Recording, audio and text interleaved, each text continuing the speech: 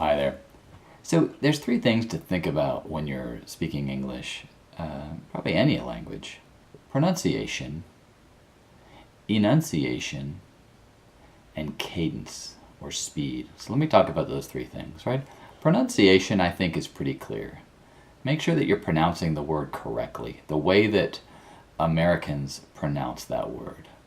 I know that some of you may have learned British English, so your pronunciation may be different. But it's important, especially if you have an accent of some type, to make sure you're pronouncing the word the way Americans pronounce it. So, and hopefully the pronunciation lessons on this website will help you with that. So pronunciation is the first one. Enunciation is the second one. And that is making sure you are not mumbling. Mumbling is when you don't talk clearly, you don't really open your mouth much like I'm doing now. This is mumbling, right? It's very difficult to understand, and it's a little rude. So make sure you are enunciating clearly. Make sure that the sounds of each word are heard clearly, okay? Again, it's similar to pronunciation, but it's making sure that you're also speaking very clearly. That's enunciation. All right. The final one that I find a lot of students have trouble with is cadence.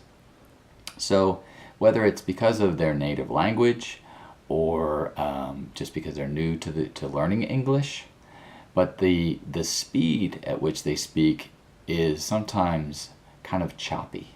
So if you listen to me speak, I have a certain speed at which I speak, right? And most Americans have a nice, smooth flow to the language.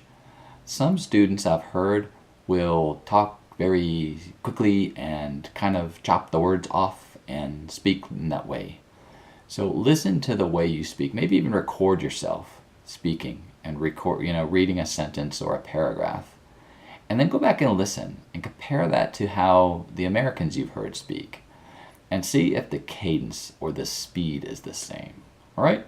So work on those three things. Work on your pronunciation, your enunciation, and your cadence of speech.